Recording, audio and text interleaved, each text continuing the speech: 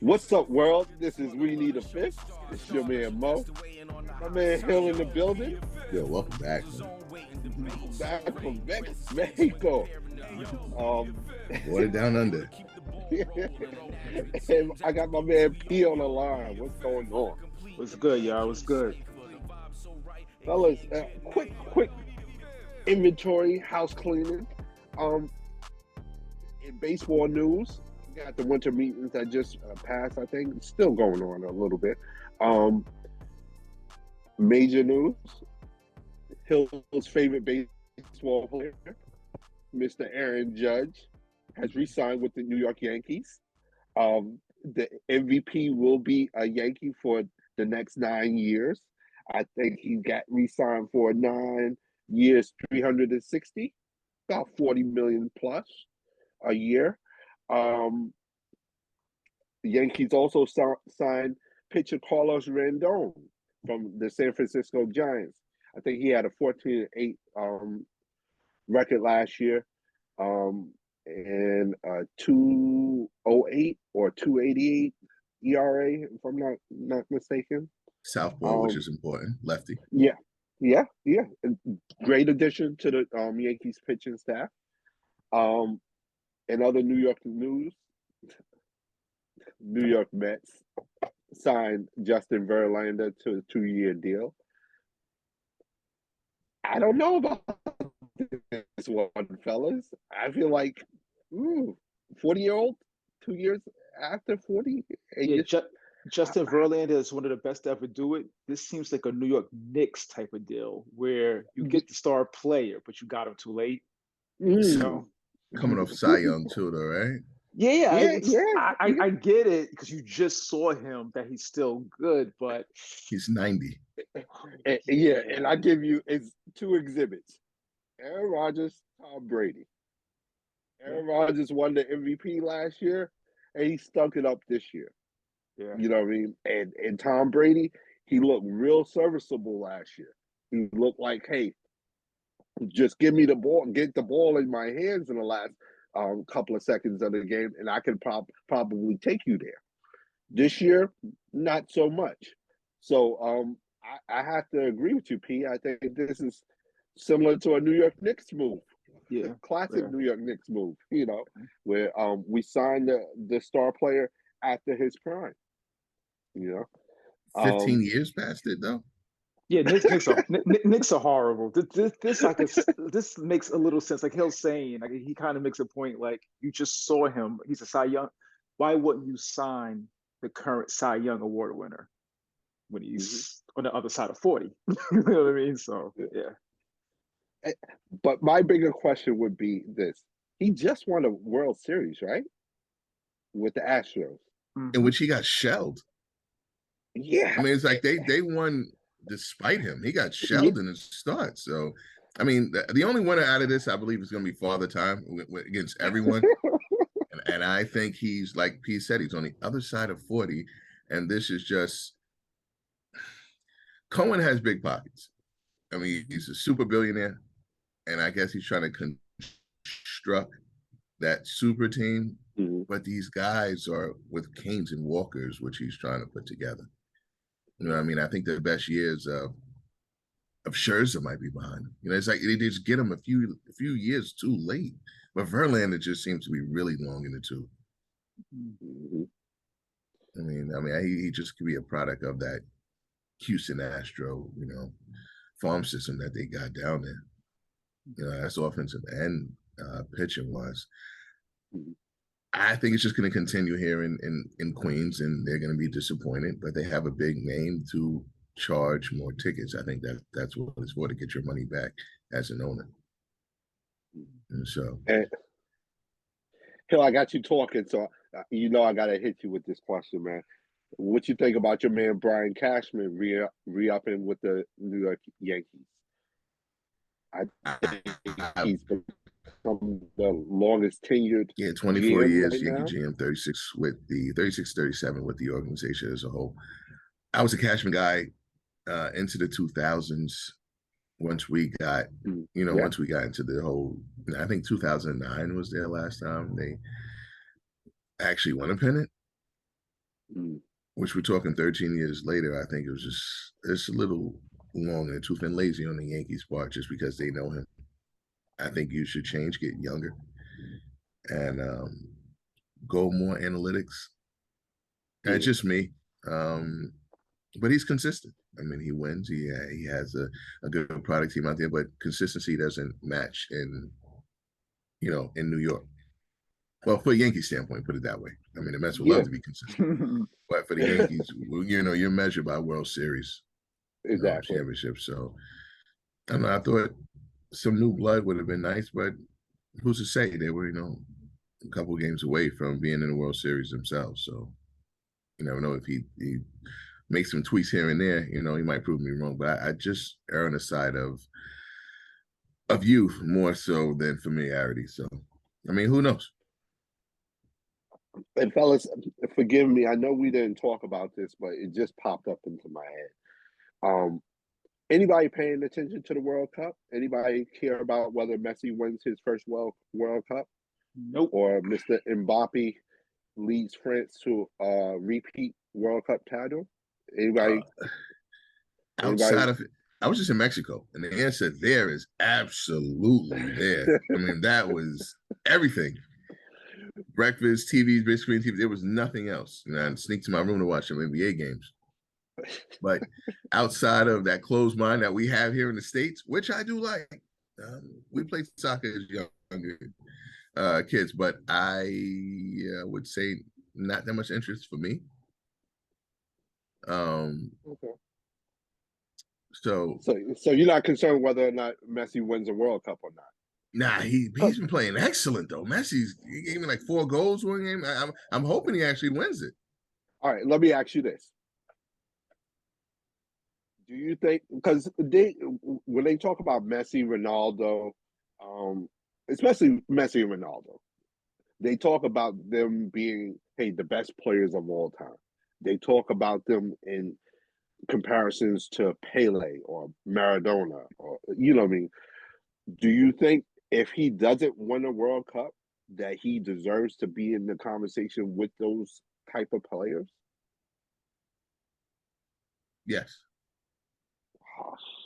Wow. Yes. Who am I talking to right now? Wow. Yes. Wow. Oh man. Messi's the GOAT. He's not. He's really not, yo. He's really not. And I'm tired of people saying that. Messi's been showing out this World Cup. He's been showing out. All right, win it though. He gotta win it, Hill. He gotta win it before y'all can even have a discussion of him being a GOAT, man. Like, but he just got to a point where get there. You gotta get there. And he's gotten him there this far. Yeah, he's been dominant in this World Cup. He's been dominant in World Cups before, Hill. Like, that's part of the legend.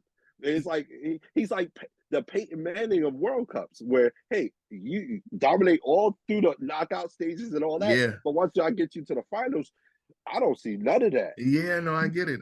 But he's great. But getting there, I mean, it's also about the journey, and you got to get there. Like if he got knocked out in the first couple games, you say this guy is a bust. He just has bad luck when he gets there. Clearly, he's talented. You know what I mean? So greatest of all time. Yeah, wait, he's not. He's not. He's not Pele. He's not Pele. I get that, but you want him or Neymar? Who? Messi or Neymar? Yes.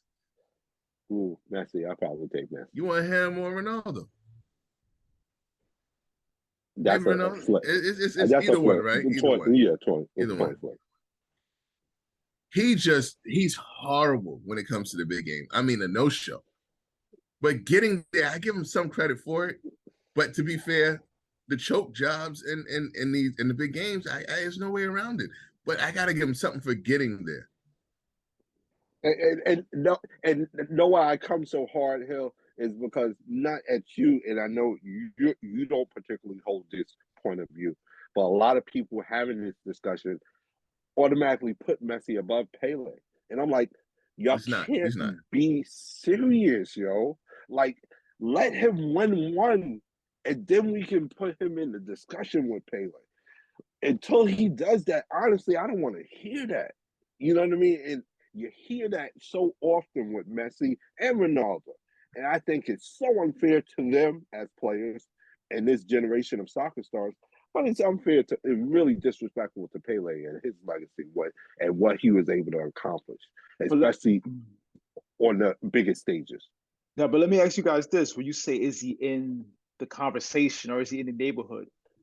How many players would be in that neighborhood? Like, you know what I mean? Would that say he's a top 5 player of all time, a top 10? Like, how many people would you consider on Pele's, you know what I mean, level? I think you have to be a top 5 player to be on Pele's level.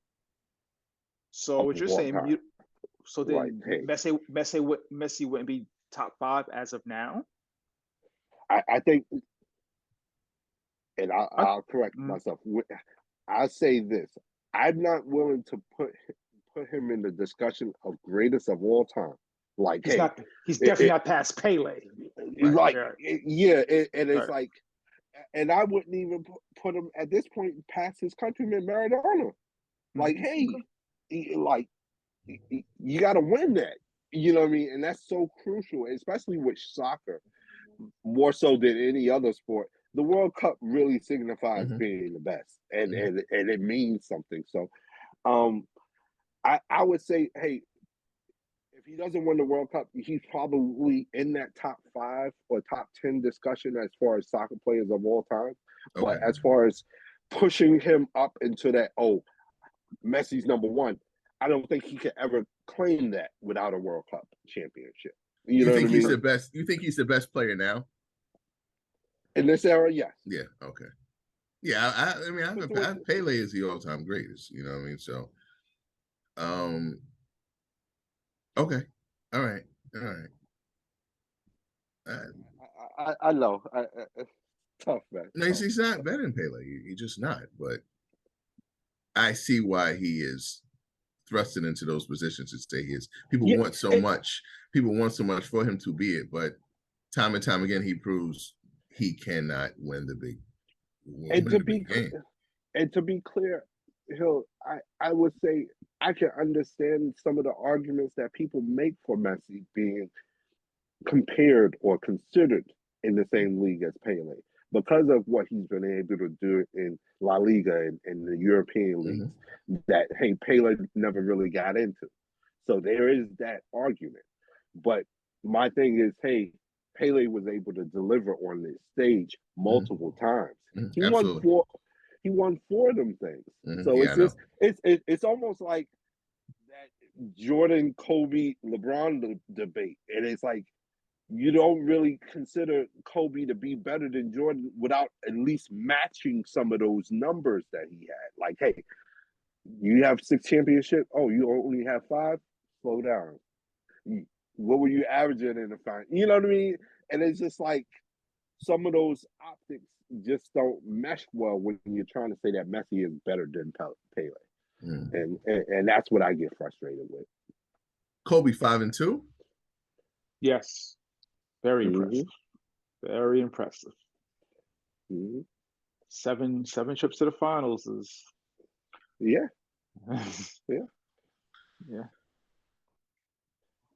And what's the other? 4 and 9, 4 and 8, 4 and 6, 4 and 6.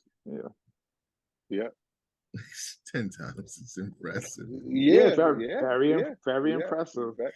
10 times it should be set for something. No. Oh my God, with terrible teams at that though. I lean on the wins more, but the 10 is impressive though. The 10 is definitely impressive. It is. But the 4 championships is what we look at. The 6 is a bad look too, though. 6 is a bad look. 6 is a bad look. I don't consider it a bad look because then what was he? If he lost in the first round, it would have been better. You know what I mean? Like, you want to know, and not to get off soccer and go back. I'll make this quick because I have him 2 and 8. That's the reason why the 6 hurt. I have him 2 and 8. Wow. I'm 2 and 8. You don't respect the Heatles? The Heatles? He took the 3. Yeah, the Heatles. He took the 3.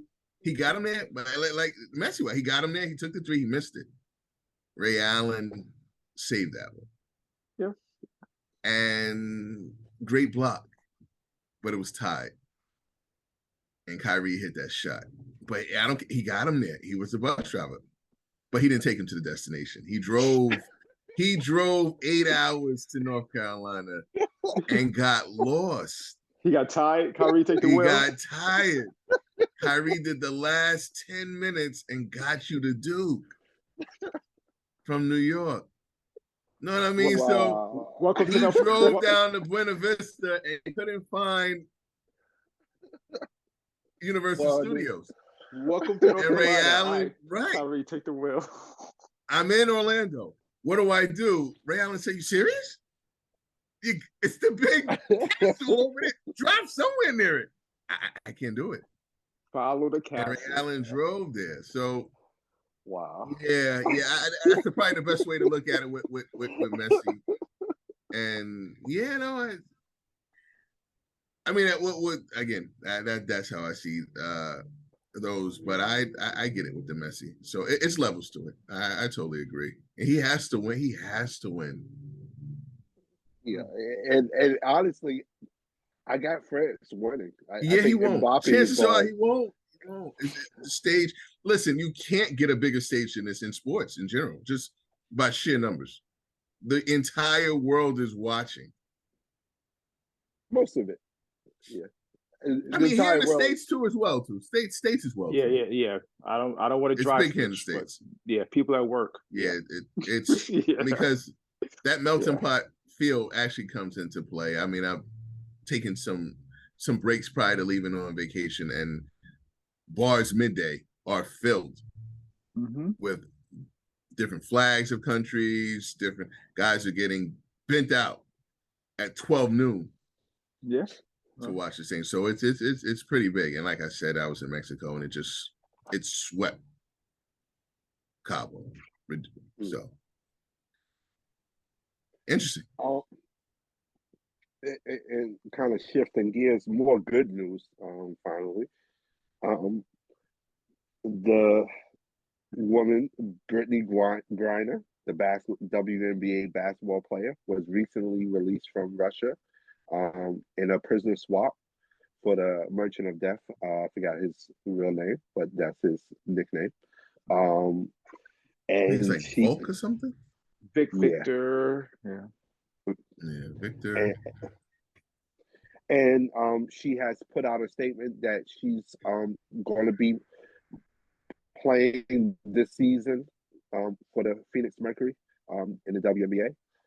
I think that was pretty much a no-brainer for most of us. We thought that she was going to do that. But on behalf of the show, we say congratulations. Welcome back home, Miss Grant. Welcome home. Absolutely. Sure. Absolutely. Welcome home, BG. How do you think this is going to affect players playing overseas for both men and women at this point? I think they'll be more cautiously apprehensive, to say the least, to go into governments with less stability. I should say that, which might want to pay a little bit more due to a high demand for the sport, which could be tricky because in some settings it could be a ruse. You know what I mean? If and I hate to put it this way, but let's just say I'm said X country and I get $15 million to offer a high-profile WNBA player, NBA player to come over who's down on their luck. Could be anyone. $15 million right out the gate, because there are NBA players that are still playing overseas, and professional, like a professional basketball doesn't actually mean NBA. I have a political refugee who's here spying, whatever, and it could be big business to start holding Americans captive. I mean, it was big business back in the 70s, the Pan Am days, the Middle East, until you had a stricter policy of just non-negotiations. And I knock on wood, and hopefully it's not, but what would stop that from doing that, since Pandora's box has been open once again? You know what I mean? Like, I'm very happy that Griner is home. I really am. For one, she's an American. Americans should be brought home. Prayers for Paul Whelan and others that are out there still that haven't been brought home. You know what I mean? But this just sets an ugly precedent, which I think we stop pretty much towards, the late 80s into going into the 90s. We have, again, daily we're negotiating with other countries because, like I said, it goes on. Like prisoner swaps happen. We just don't make it notoriable. You know what I'm saying? Because she was a WNBA player. But again, Americans should be back on home soil. But this might put a monkey wrench in certain things for high priority captives that we have here in the States.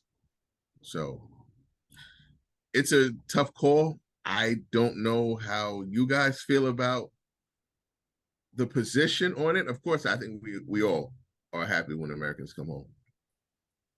But just that stance is just a little tricky for me. And I'm on the lines of non-negotiating, and I hate sounding. Yeah, and I can understand. I understand where you're coming from, Hill, in the sense, because I kind of agree with you in that sense that, hey, this has set a dangerous precedent, so that, hey, our athletes who are competing in, like you said, less stable countries with less stable governments that may have a little bit more to lose or maybe leveraged by bigger political actors like a Russia or a China or something to that effect, was to stop them from just making kidnapping of American athletes a new business. Like, hey, like in South America with the cartels, you deal with a lot of kidnapping, where kidnapping has become almost par for the course. Like, hey, you expect a certain number of kidnappings a year. Are we moving into that type of territory on a global stage with our American athletes? And when does it start to trickle down to other avenues, such as the entertainment? What's to stop someone from kidnapping or accusing a famous actor or a musician of violating their laws and keeping them until they receive just payment from the United States government? So it's tricky. But like you said, hey, we all wanted BG home, and at the end of the day, that's a great thing, and nothing beats, hey, Americans being freed, when they're held captive like that. So definitely support that. Yeah, I would just echo everything you guys just said. Obviously, ecstatic, happy that she's home, that she's free, obviously. But the precedent that it sets, it could be a slippery slope. You know what I mean? It could be very scary, like you said, for anybody, any celebrity, anybody famous, anyone who frankly can be used as a bargaining chip. So we'll see. But yeah, definitely echo what both of you guys just said. Yeah, I feel for, like I said, lesser developed countries, like, because we have humanitarian efforts in other countries, and more developed countries, not as ours, but say more developed countries. Let's just say I was in Mexico, in which tourism plays the majority of their business, and it's controlled by higher people, so it's protected. So it's actually bad business to do it at certain places like that. But if it destabilizes and another organization takes over, it could be such as, not for good. But for lesser countries, Central Africa, like Middle Eastern, some just wouldn't care. You know what I mean? Where money is king. And like I said, so for stars, humanitarians, like it could get tricky for those like who just want to do good for people over there, and where tourism isn't a big pull there for their countries, in which they say we have pretty much not that much to offer. So money and arms might play a big role in negotiating. So that's more so I'm really, really worried about, because like I said, we have a lot of missions, European countries, American countries, East Asian countries that do good in these places. And it's like, if tourism isn't that big, why wouldn't kidnapping be the next best thing to open up for it? So, I mean, knock on wood. I mean, we have to discuss it, but it's real, you know? Yeah, definitely. And we could discuss this all day. Absolutely. But we're gonna move on. In basketball news, still dealing with Brooklyn Zoo. Um, Kyrie Irving was recently dropped by Nike. Um, and unsurprisingly or surprisingly, depending on who you ask, I think P wasn't surprised by this. But as soon as they dropped Kyrie, they secured their deal with John Morant. Um, P, I know you felt some type of way about this. What you think about your man Kyrie getting dropped by Nike and they re-signing John Morant on the same day? Um, it's business. You know what I mean? Like from a personal standpoint, I don't like it, but I'm a grown man. I understand what this is. You know what I mean? It's business, and frankly, for Nike, it's good business. Mm-hmm. Do I agree with it? Do I think it's morally correct? No, but that's just a matter of opinion. But it's good business. They succumb to the pressure that everyone was putting on, Kyrie's so-called anti-Semitic gesture, and they replaced him. Basically, which to me, it's just like a microcosm of what I was we was talking about off air, is where you have to have ownership. You know what I mean? If you're an employee, you could get fired, just like any other job. And it made me really think about LeVar Ball and Big Baller Brand, that, myself included, I just don't think enough people supported it, you know? And no, go ahead. Go ahead. And to your point, Pete, I know ownership is important. My question would be, hey, especially with some of the elder statesmen we have, specifically with basketball, with the NBA, elder statesmen like, hey, Shaquille, Magic, LeBron at this point, Dwayne Wade to a certain extent, players who have established their wealth that can honestly say, hey, I'm worth at least a $500 million. Why aren't they making moves to buy or create their own sneaker companies? Or why are they making moves to even buy a NBA franchise? I think we talked about this a little bit last show, in the sense that, hey, how come they're not taking that opportunity, or is that opportunity even available to them? Is that something that, hey, because they group up to form super teams, but how come you can't group up to form a business conglomerate? Super businesses, right? Yeah, I think it's various reasons for various people. Just going to someone, say like Magic Johnson, it might not be enough money in it for him. You know what I mean? Or you look at someone like LeBron, he flipped his Nike money. Like I'm actually not mad at him. Like he said, why would I compete with them when I'm taking their money and I'm putting that into other business ventures that's made me a billionaire. You know what I mean? So I understand, and I know I just said ownership, and hopefully that does happen, but I kind of feel like it's almost like easy money for them, right? Or I could take this money from Nike and I could create sports agencies. I could buy into chains of movie theaters and other ventures. You know what I mean? So I kind of feel like they almost look at it like it's easy money that I could reinvest. Now, as far as ownership in the league, that's a whole nother story. That's a whole nother story. Because I've been on record. I always say, to be an African American owner in the NBA, you have to be the best basketball player to ever play basketball. That's the prerequisite, besides Bob Johnson. Wow. I'm kind of going to push back on you on the ownership issue with the sneaker companies. I feel you, LeBron. You're taking their money and flipping it into your other businesses. All right, how come? Why don't you take their money, your influence, and flip it into your own shoe company, so that, hey, you can have your son selling your shoes when he becomes that new hot commodity, and you flip, and and the money keeps on recycling in your ecosphere instead of Phil Knight's ecosphere. You know what I mean?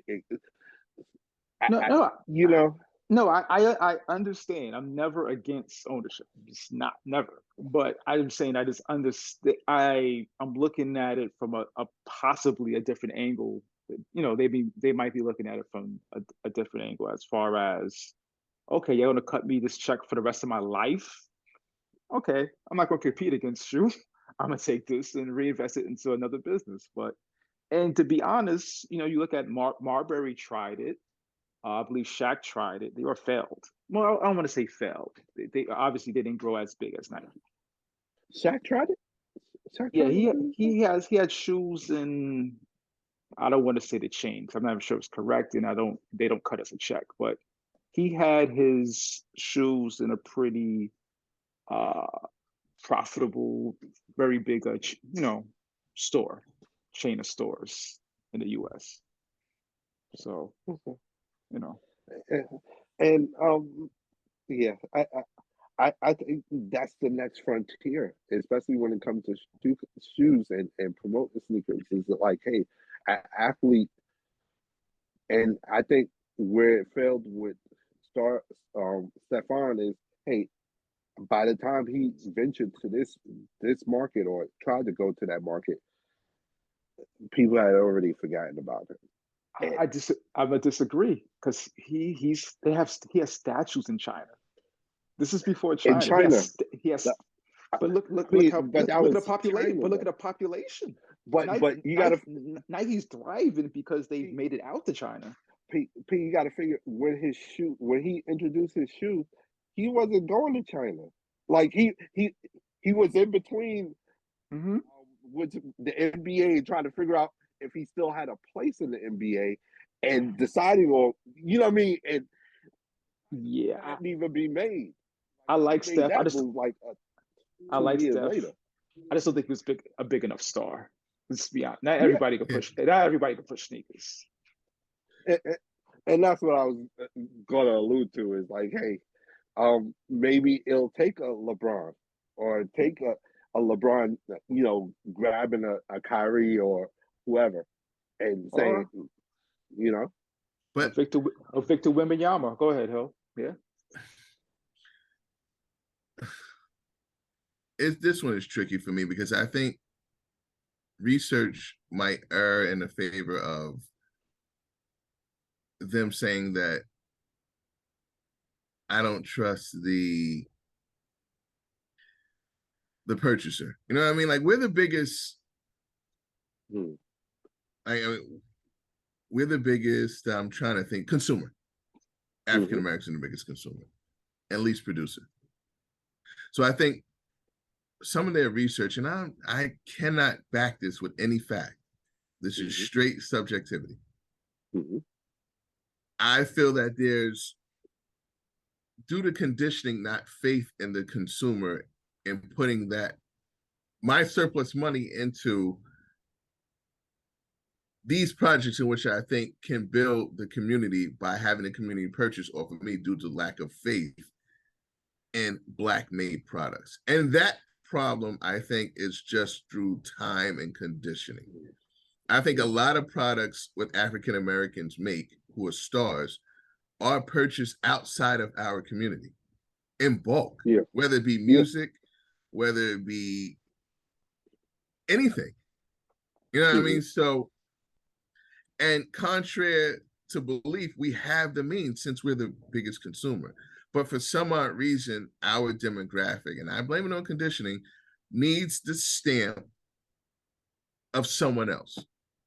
So if it's a Kanye with Balenciaga, it's Kanye line. Kanye with Gap, it's Kanye line. Kanye with Adidas, it's a Kanye line. Kanye, I don't know if I want it. Why not? hmm, You know what I'm saying? And I think that's what stops the growth of Black America. I think it's just the whole feel of I don't trust the product, maybe through logistics that they can do it. Like I said, conditioning that the product is going to be as good. So if you have a Jay-Z polo line, it's still Ralph Lauren being the parent, but Jay-Z's line goes crazy and buys it out. You still, for some odd reason, it just seems like our demographic needs that stamp. So I'm starting to take a little bit more onus off of those up in higher positions on trying to reach the masses, because I think the masses needs to be reconditioned in order towards having that dollar, instead of the dollar leaving the community, maybe 10 cents leaving the community and 90 staying in. So in which you could say, I can build up and build up. You still have freedom of choice to buy anywhere else. But I'm just saying that for flourishing in African-American businesses, which others I think are trying to do, I think that's the important part. Yeah, definitely. Well said. Hey, yes, sir. Hey, hit us up on social media. Let us know what you think. Hit us up on TikTok, Facebook, Instagram. Subscribe to the YouTube channel. Don't forget to hit that notification button so you know when the next video comes up. Or you can email us directly at weneedafifth@gmail.com. Fellas, in entertainment news, something I've been noticing recently, last couple of weeks. You got old school Hollywood directors, and I'm talking about the Quentin Tarantinos, the Martin Scorseses, the James Camerons. It feels like they really got a beef with Marvel and DC film franchises. Notable Hollywood directors are saying that these superhero movie franchises are not real cinematic art. Quentin Tarantino recently said, hey, people don't come to these movies because of the stars that are in the movie. They come to these movies because of the superhero character and not the star. And what do you guys think about old school Hollywood attacking the superhero franchises? Do you think, hey, they got a legitimate gripe or a legitimate beef, or is this old man and get off my lawn moment? Yeah, pretty much. I mean, what are you trying to say? That they're just showing up because they're shooting laser beams out of their eyes and their hands, and it's no base to the movie, like a Scorsese movie or things of that nature? Well, they're right. I mean, a lot of Americans have low attention spans. They don't want to see a plot. They want to see stuff blown up. They want to see people fly. I get it. I get where they're coming from. Shout out to Jerry Bruckheimer. Yeah. God forbid a plot in the movie make me think a little bit. Wow, he was the killer. I didn't see that coming. No, shoot. I understand the frustration, but it's a different time. And go ahead, P. I'm sorry. I just want to jump in real quick because this is interesting. I didn't think about this until we got on air. I just finished the Batman. And I think that crushes what they're just saying, because when I spoke about it with someone, I was telling them it's more of a murder mystery than it is an action movie to me. So yeah, I completely disagree with quote unquote old Hollywood, Quentin Tarantino, whoever made that comment. Because I do think the screenplays of these movies have improved over the years. And I'm gonna be fair to the old Hollywood directors. I did over the last weekend. I think I heard someone speaking about this subject, and one of the things she was saying, I forgot the young director's name. She's a female director. One of the things she was saying is that she kind of agrees with Scorsese and Quentin Tarantino in this regard. She's saying, because of the success of the Marvel franchises in particular, that Hollywood has just relied on that. Gone are the days where you'll get a film like Rounders or like Usual Suspects. She's like, hey, Hollywood doesn't have to be that creative anymore. Doesn't have to do that anymore. Where, hey, they're putting out cerebral movies or any movies that get great traction and become cult hits. Instead, they could just fall back to a comic book story and make it into a movie.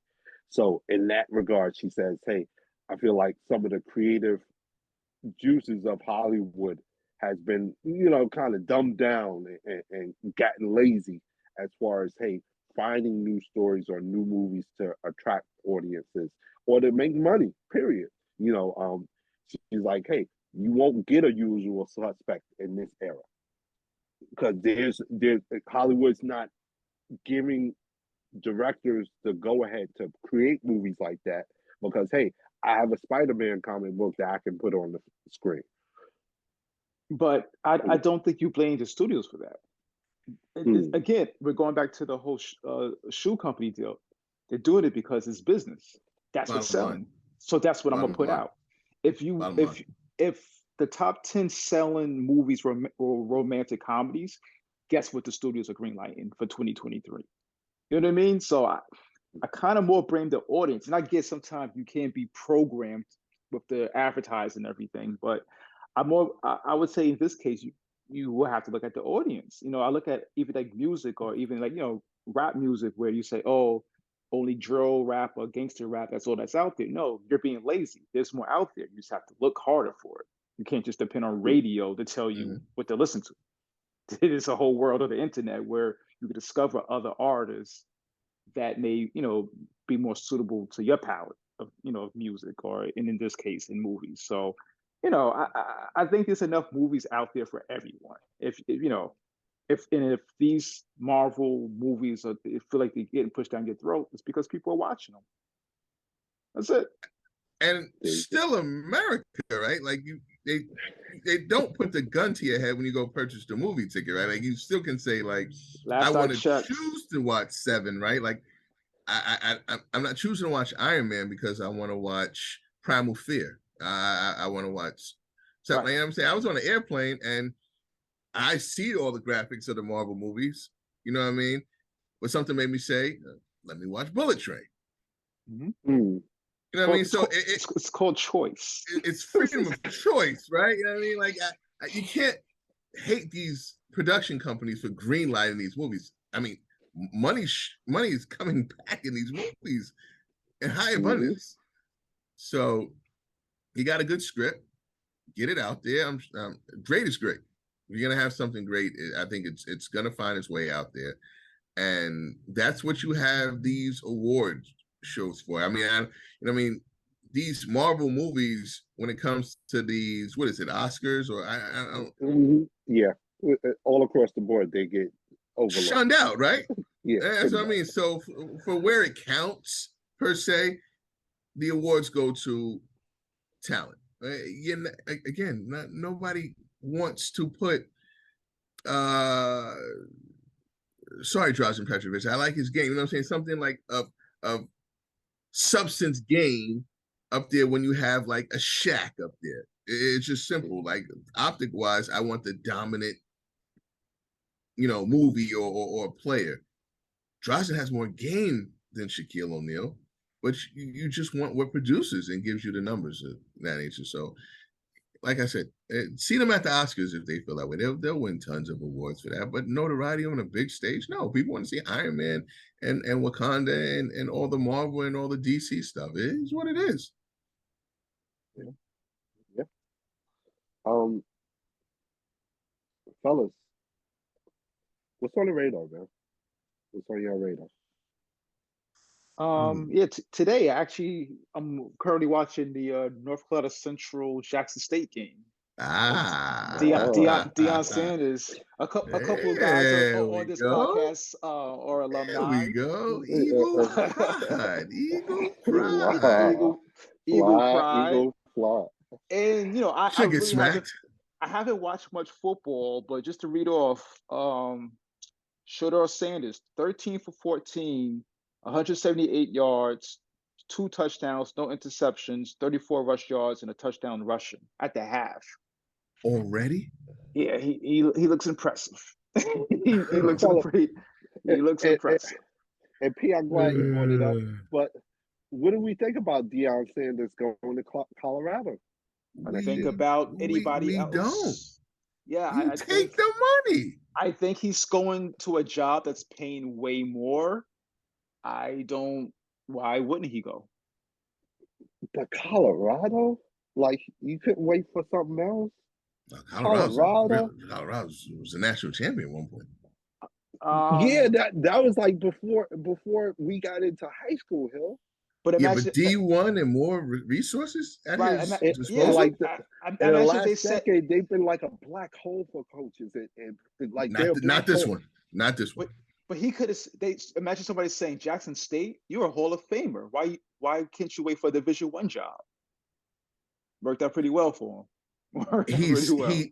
Dion is different. I mean, once Dion said yes to Colorado, you had probably 20 to 50 players go right into the portal Yeah.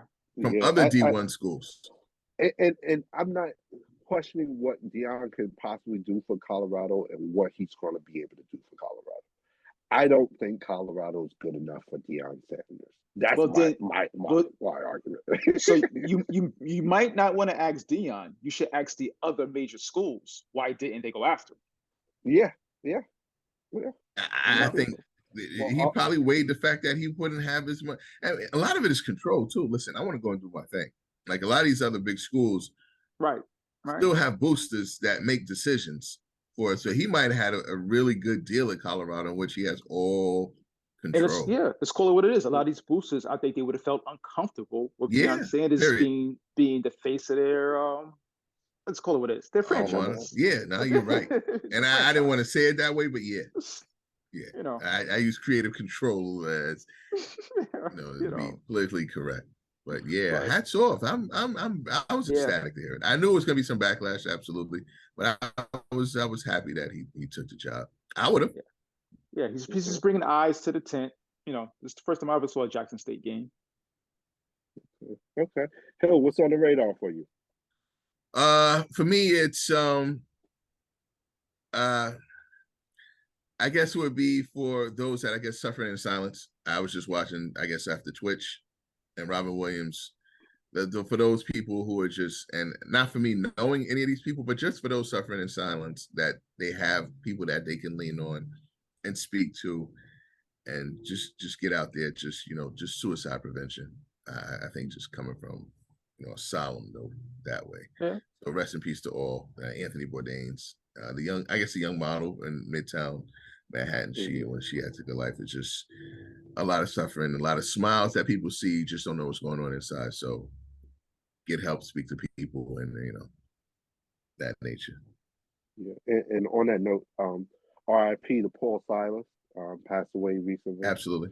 And also on a happier note, want to send a happy birthday shout out to our man Kyle Keebler. No doubt. No doubt. You know what I mean? Kyle Everett, happy birthday. Happy belated birthday. That's birthday the bro. Facts. Anything else, fellas, before we get out of here? Just getting into this Jackson State thing. Apparently, Roger Goodell has an African American nephew that plays for Jackson State. Who knew? Yeah. Wow. Yeah. Who knew? Wow. Sorry to drop that bomb on the way out. All right, I'm out. Mic drop. I'm out. Who knew? Yo, it's been real. Another one in the books. Yep. To all our folks, be safe. Peace. Thank you.